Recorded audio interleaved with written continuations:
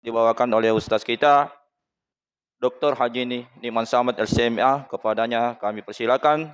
Sekian dan terima kasih. Wassalamualaikum warahmatullahi wabarakatuh.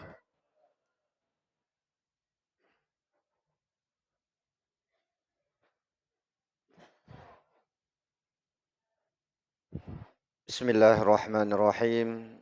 Assalamualaikum warahmatullahi wabarakatuh.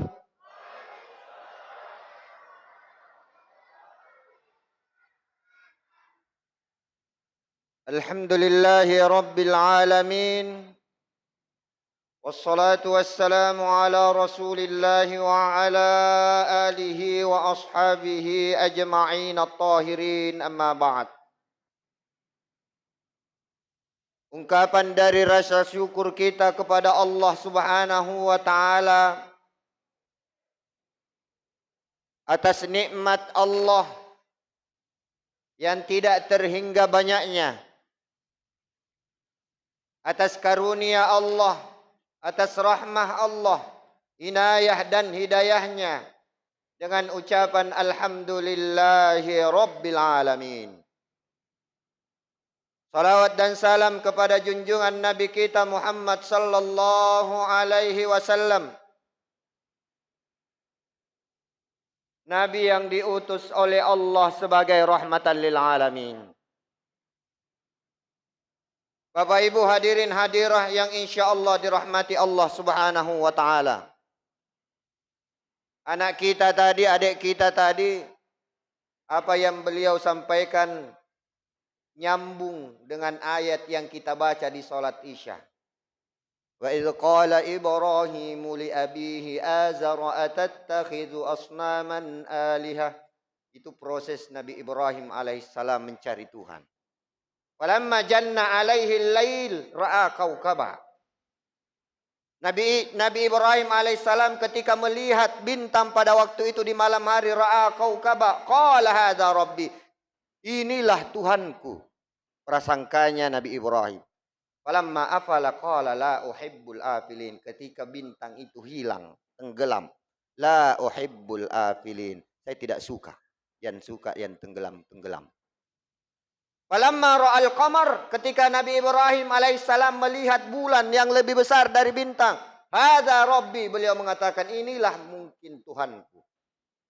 Qala la illam yahdi. Falamma afal, ketika bulan itu tenggelam kembali, terbit matahari, bulan hilang, la illam yahdini rabbi la akunanna minal qaumid dhalin. Kalau Allah tidak memberikan hidayah kepadaku, maka aku akan tergolong orang-orang yang dhalin.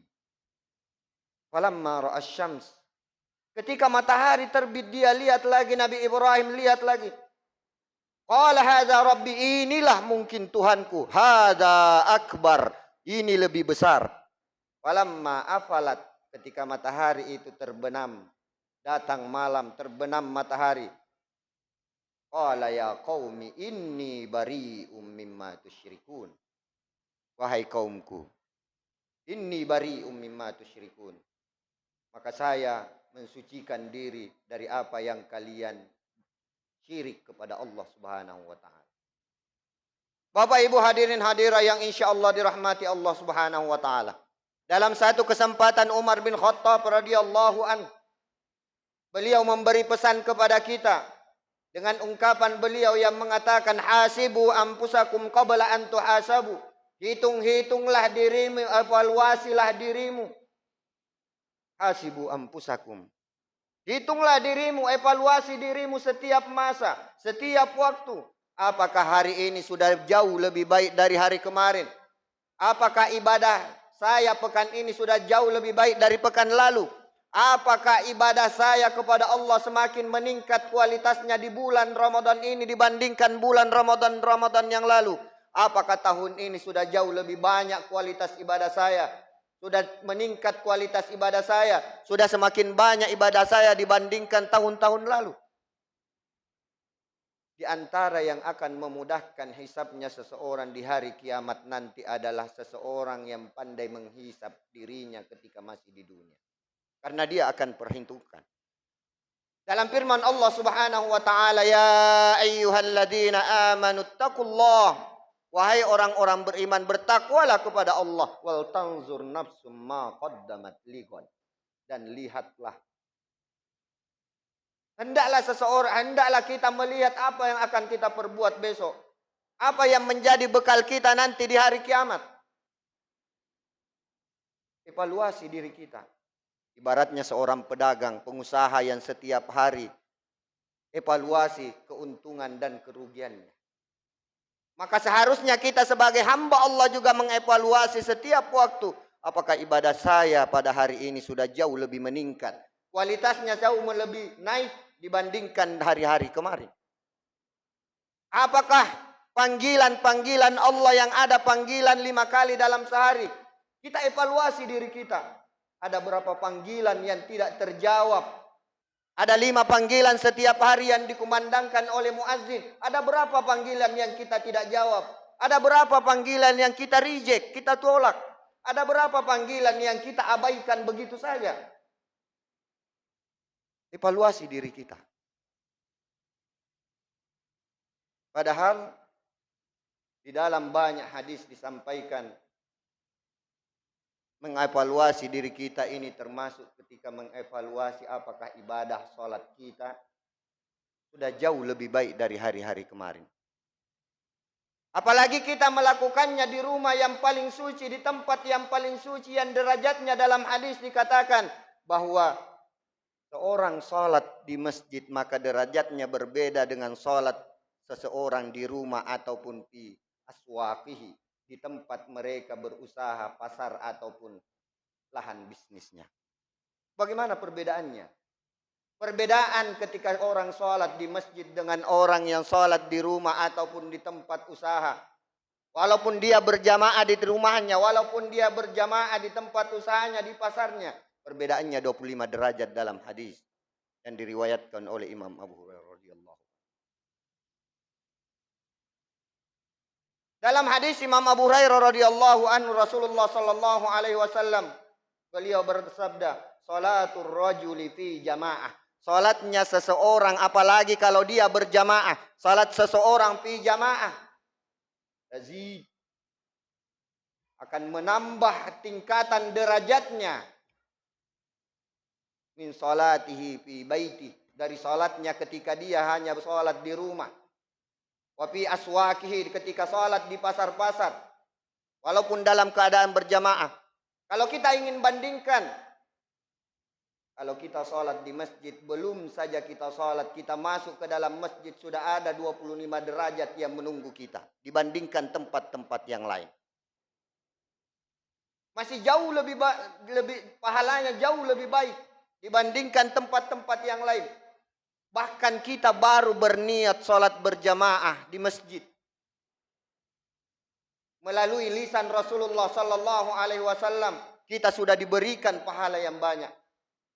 Wa dzalika bi annahu idza tawadda'a fa ahsana al-wudu. Dalam hadis dikatakan, yang mana yang orang yang akan mendapatkan banyak derajat, tingkatan derajat di sisi Allah Subhanahu wa taala jika dia sholat di masjid, apalagi dalam keadaan berjamaah. Idza tawadda'a fa ahsanal wudu, ketika dia mau berangkat dia berwudu kemudian memperbaiki wudunya.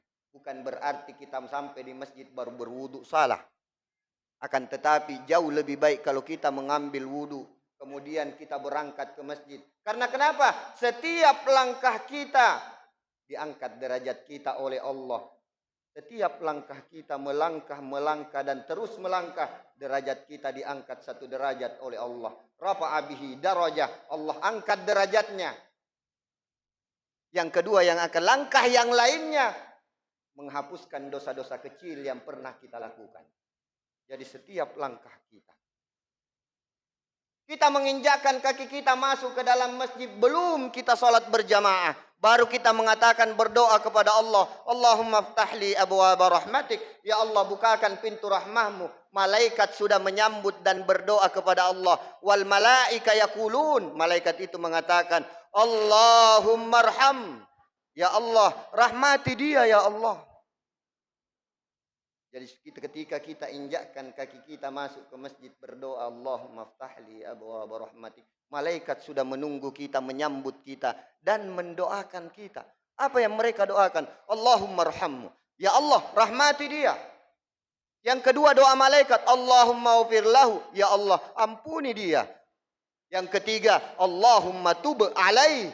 Ya Allah, terima tobatnya orang ini. Belum menunaikan salat. Apalagi jika kita menunaikan salat, hadis yang masyhur, salatul jamaah afdalu min salatil fazzi bi 27 darajah. Salat berjamaah jauh lebih baik derajatnya ketimbang salat sendiri dengan perbandingan 27 derajat. Terkadang kita menganggap sepele 27 derajat. Walaupun dalam riwayatkan bahwasanya satu derajat ke derajat yang lain perjalanannya adalah 500 tahun. Derajat pertama naik ke derajat kedua 500 tahun, derajat kedua ke derajat ketiga 500 tahun. Keutamaan dari sholat berjamaah. Terkadang ada dari saudara-saudara kita yang mengatakan, kalau ditanya, kenapa antum belum sholat? Kenapa tidak berjamaah ke masjid?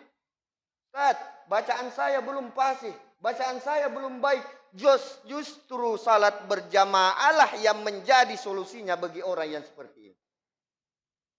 Jika kita merasa bacaan kita tidak fasih, belum benar, datanglah berjamaah. Karena imam, makanya kita menunjuk imam. Siapa yang paling, Pak Imam kita tunjuk karena dia yang paling fasih bacaannya. Pak Ustadz kita tunjuk jadi imam karena dia yang paling fasih bacaannya. Imam inilah yang menanggung bacaan-bacaan makmum yang tidak benar. Jadi solusi yang terbaik bagi kita merasa, saya belum sholat karena takut, khawatir jangan sampai sholat saya tidak diterima. Ya akhi, wahai saudaraku, sholatlah dengan seperti apapun bacaanmu. Sesungguhnya Allah maha tahu dan maha melihat.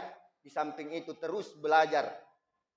Seperti yang dilakukan oleh Kepala Yayasan Iqra dan anggota-anggotanya.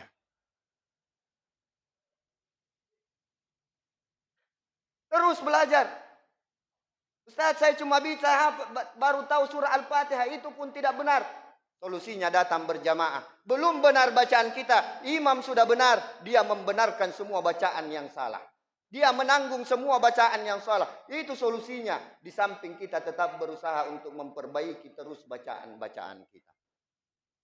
Bapak Ibu hadirin hadirah yang insya Allah dirahmati Allah Subhanahu wa Ta'ala. Masihkah kita tidak ingin untuk menunaikan sholat? Masihkah tidak ingin kita mendirikan sholat? Apalagi dengan berjamaah. Kita motivasi, terus motivasi diri kita.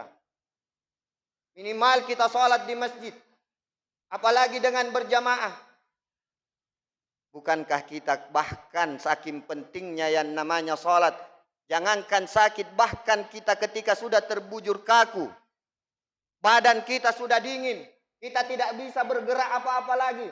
Karena Allah sudah mencabut ruh kita dari jasad kita. Ternyata orang di belakang kita, orang yang masih hidup, punya fardu kifayah untuk mensolatkan kita. Saking pentingnya yang namanya solat. Bahkan kita sudah tidak bisa apa-apa pun. Atau dengan kata lain kita sudah kembali ke rahmat Allah. Orang-orang di belakang kita difardu kifayahkan untuk mensolatkan kita. Saking pentingnya yang namanya solat. Bapak Ibu hadirin hadirah yang insya Allah dirahmati Allah Subhanahu wa Ta'ala. Saya punya pertanyaan, ada beberapa pertanyaan-pertanyaan kepada jamaah. Pertanyaan ini cukup dijawab dalam hati saja. Dan mudah-mudahan ini menjadi evaluasi untuk kita. Menjadi motivasi untuk kita. Cukup jawab di dalam hati. Pertanyaan per pertanyaan. Pertanyaan yang pertama mungkin saya ingin tanyakan. Apakah kita ingin ketika sakratul maut datang, Allah meringankan proses sakratul maut itu? Apakah kita ketika di dalam kubur, Allah lapangkan kubur kita?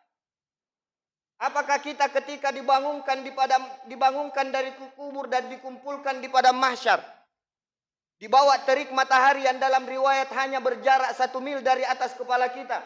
Apakah tidak ingin kita mendapatkan perlindungan Allah? Apakah kita ketika ingin melewati jembatan Shiratal Mustaqim diantarkan oleh malaikat Allah bahkan lebih cepat dari kilat? Apakah kita tidak ingin memasuki surganya Allah? Surga Firdausnya Allah, bertemu dengan Allah langsung dan bersua dengan Nabi kita Muhammad sallallahu alaihi wasallam? Tapi pertanyaan yang lebih pentingnya, sudah pantaskah kita rasa masuk dalam surga Firdausnya Allah, bertemu melihat Allah langsung dan bersua dengan Nabi sallallahu alaihi wasallam? Apakah kita sudah pantas?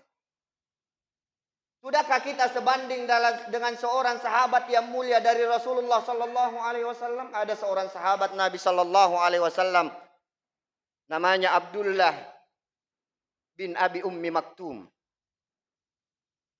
Seorang sahabat yang dimuliakan oleh Allah. Turun surah Abasa karena kemuliaan beliau. Matanya tidak bisa untuk melihat. Jarak rumahnya sudah sangat jauh dari masjid.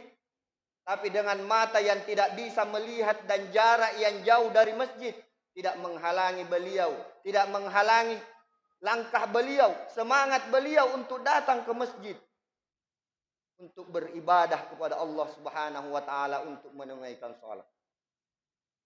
Kita bukan sahabat Nabi, bukan keluarganya Nabi. Kita bahkan sekarang jika dibandingkan di zaman dulu, masjid kita jauh lebih bagus. Karpetnya empuk, AC-nya di mana-mana, situasinya nyaman, kondisinya nyaman. Mata kita tidak mampu melihat netral. Jarak rumah kita dari masjid tidak jauh dari rumah Abdullah ibnu Abi Ummi Maktum.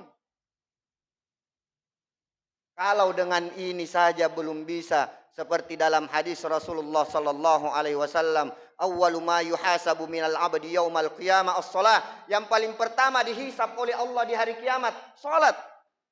Kalau dengan salat juga kita, lalu dengan apa kita buktikan di hadapan Allah nanti di hari kiamat? Dengan apa akan kita buktikan? Ya Allah, pantaskah saya masuk ke dalam surga Firdausmu, melihat Engkau langsung ya Allah, bertemu dengan Rasulullah sallallahu alaihi wasallam? Apakah kita pantas? Sudahkah kita jauh lebih baik dibandingkan sahabat Abdullah bin Abi Ummi Maktum yang matanya tidak bisa melihat, jarak rumahnya tidak lebih jauh dari jarak rumah kita. Beliau belum punya kendaraan, kita sudah punya kendaraan. Kendaraan yang mewah. Ada sepeda motor, ada mobil Alphard. Saya pernah ajak khutbah ke Kalimantan. Kebetulan yang setemani Ustadz juga di pesantren. Kita diantar keliling pakai Alphard. Dia lihat Pak Haji itu. Setelah sholat keluar dari masjid, dia bisik saya. Ustadz, tahu tidak Pak Haji yang baca itu? Kalau kita bilang Al-Fatihah, dia tidak bilang Al-Fatihah, Alphard. Kendaraan beliau bagus, tetapi dia manfaatkan untuk dakwah, dia manfaatkan untuk selalu pergi ke masjid. Maka ini menjadi evaluasi untuk diri kita. Apakah kita sudah jauh atau sebanding saja dengan Abdullah ibni Abi Ummi Maktum yang matanya tidak normal atau tidak bisa melihat, jarak rumahnya tidak jauh lebih kita, akan tetapi turun satu surah Abasa, sampai pada detik ini belum ada yang turun kepada kita, bahkan satu huruf pun belum ada yang turun. Apakah kita pantas menggapai surganya Allah, surga Firdaus, bersua dengan Rasulullah sallallahu alaihi wasallam? Itu bahan evaluasi untuk kita. Hadanallahu wa iyyakum ajma'in. Wassalamualaikum warahmatullahi wabarakatuh.